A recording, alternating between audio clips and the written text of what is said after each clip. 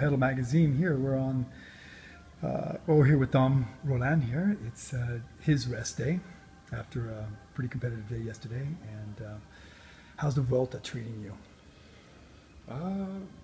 Pretty hot. I was like, I've managed to get good legs, get out of it, but the heat's been killing me every day, and I think the whole peloton. It's like the other days I was counting the bottles. I think I'm like 18 bottles I drank during the stage. So yeah, we're spending time in the caravan, bringing up bottles up and down, but it's what we expect when we come to Vuelta. So you train for it, you try to prepare for it, but it's never the same training by yourself with the wind and being in the middle of the peloton with no air, no oxygen. So yeah, no, it's been a hard start. It hasn't been any easy stage. Even the flattest stage we had on profile turned out to have 2,000 meters of climbing. So it's been a tough little stretch. 10 days that it starts to hit you. Yesterday I felt it with a fast start and a full on stage. So I was happy to see the line on the end of the day. I'm going to go back a little bit first. We'll talk a little bit more about the Vuelta, but we're going to talk a little bit about your background and how hard it was to get back into the pro peloton after missing the year 2014. Yeah, that was an unfortunate little break there. I wasn't expecting to stop cycling that early. I was planning to carry on for a few more years, and unfortunately the market was terrible with 5 teams folding. A lot of guys on the market, especially guys like me that are not there to bring results for the team personally, but to support the team, to help their leaders to facilitate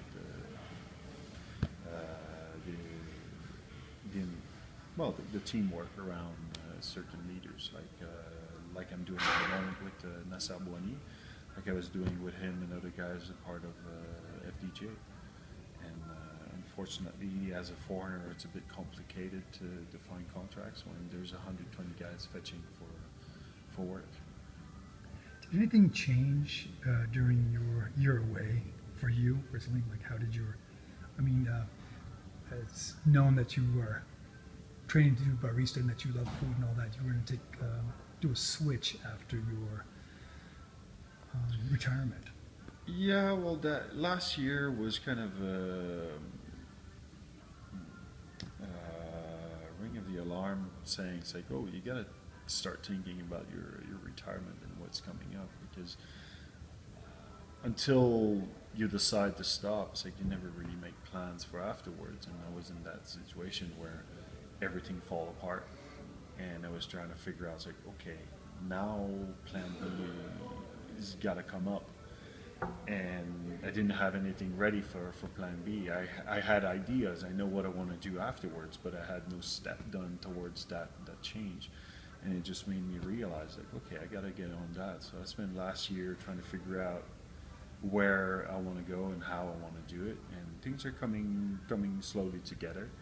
And it helps me also finding a balance this year between cycling and my life outside cycling. Spending more time doing what I like aside for cycling. A lot of people in Girona are enjoying it, dinner parties and putting up, trying new recipes, and just trying to head toward the culinary world. So it'll be an interesting second life, second challenge. But I came back when I got the opportunity this year with Nasser. We started speaking about mid-year, around May last year, to figure out everything, and so it wasn't such a hard challenge to get back at it, because I was still in touch, doing some work on the side with Garmin, helping them out with some VIPs events. So I was still around the cycling world, but not on the competitive side. I think I did 2 cycling events last year, and none of them were raced. One Gran Fondo in the honor of a former teammate that passed away a couple of years ago, Chavitando, and another fun race, Eroica, which I truly enjoyed, spending 200 kilometers on dirt roads on a 1980 bike. Oh, yes. That In was- wool, correct? Were you? No, actually, I was wearing my coach Brian Walton national jersey, so it was worse than wool. It was polyester. Oh, yes. That's even worse. So, this year, how has your season unfolded for you? Season coming around. It took me a while to, I think, find my rhythm in the peloton. It's funny how I was scared of being. How can I say this? What kept me frightened before the coming back to races, what I was scared of, turned out to be the easiest way to overtake. So I was afraid of getting back in the peloton, not being able to maneuver as well in the peloton and holding a spot, and turned out to be reflex that came back. But I'm still struggling with certain speed in the downhills that usually was one of my strengths, especially with my body type. But I'm still sorting out certain things like this where I thought it wouldn't be an issue, but it seems like going down a hill at 60k an hour in training by yourself, knowing that the cars are coming up, was okay. But balling down at 90 plus k an hour in the peloton, trusting blindly the guy in front of you, is a bit different. So it's still coming up. Now I'm getting better. It's like following the guy in front of me, there's no problem. But it's when I'm alone, I'm like trusting the equipment, trusting that fine line is taking longer than I thought so. But coming here, I'm okay, and tomorrow I'll be put to challenge. Absolutely. Your relationship with Nassar is really strong, and that's why you're on Cofidis team now. And he's won several stages at the Giro. He's had a lot of success. You being kind of the captain of the team, in that you're, I think, the oldest on the team. I'm the oldest. Yeah. Does that give you?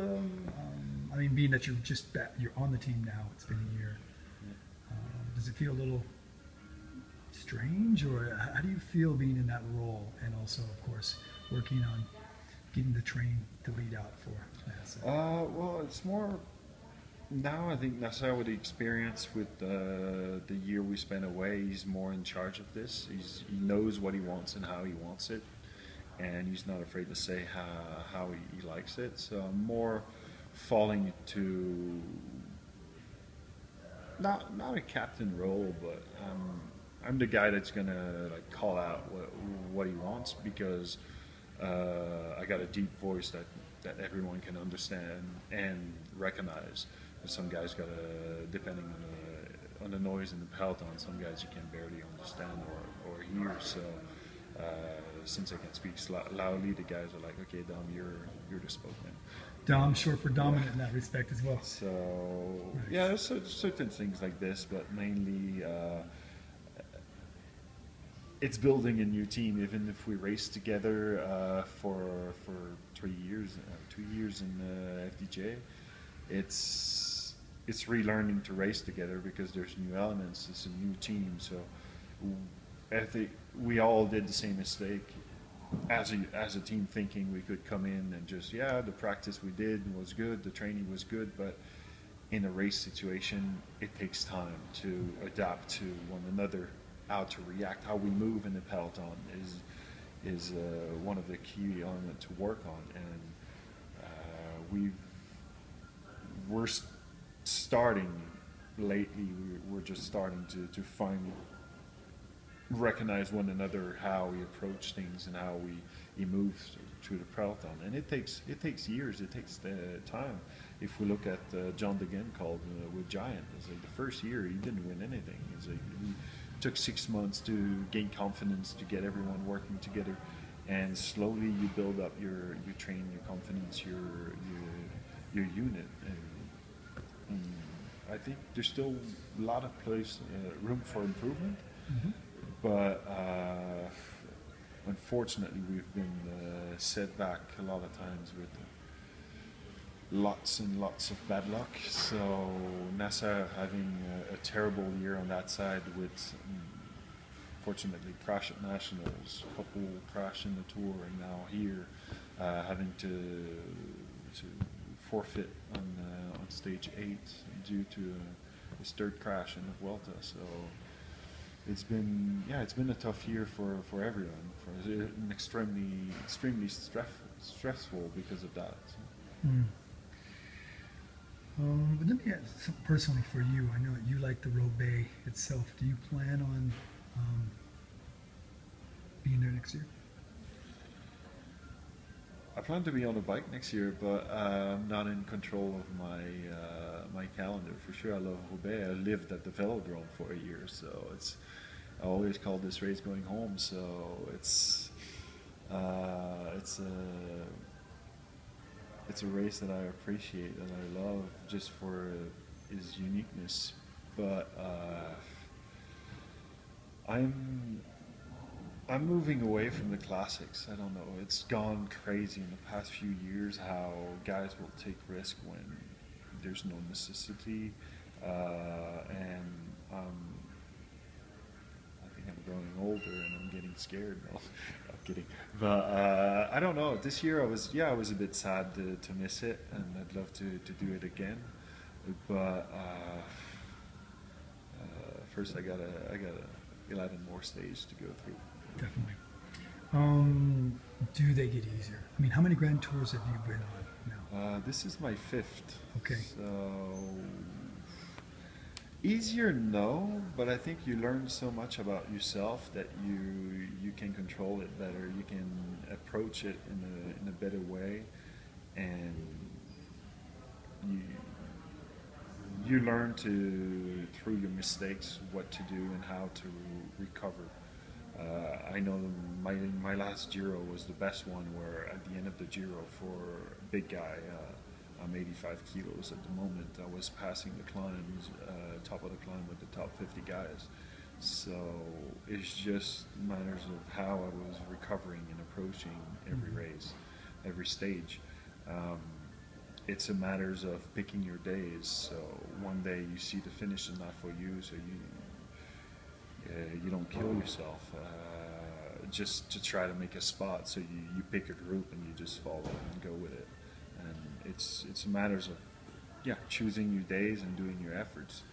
Like yesterday, I paid for my efforts I did the day before. I passed a climb. I think it was close to 9% average over 5K, but with some pitch that were above close to 20%. It was on a wall with 4K long, something like that. I can't remember. It's a blur. They're all merging at the moment. But I've paid the price for the efforts I've done there. Getting over it, helping the guys placing themselves for the second time around, but I knew the next day was a shorter stage. But short stage never mean short of anything. So it was a full-on day yesterday.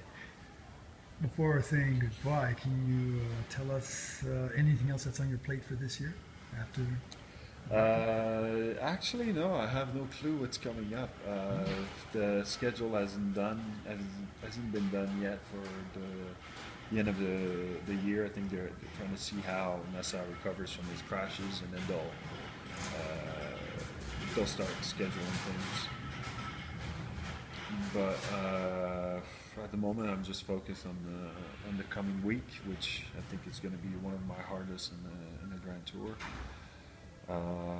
With two crazy stages above 5,000 meters of climbing. So that's mainly what I'm focused on. Yes. Good luck on tomorrow on the hardest stage race in the history of this tour and perhaps any tour. Yeah, I've seen some crazy stuff in the Giro, but tomorrow, it's a nice challenge. But hopefully, 2 days rest and the coming nap will help. That's how we know Dom Rollin, a person who always enjoys a serious challenge. We've seen it many times, whether it was Luckily, a tour it's of gonna be sunny California or tomorrow, many so, other yeah. places. Yeah. Hypothermia doesn't scare you, none of it does. So we look forward to seeing your Vuelta experience, and welcome back. Thanks. Go for this. Look forward to seeing you more. Cheers.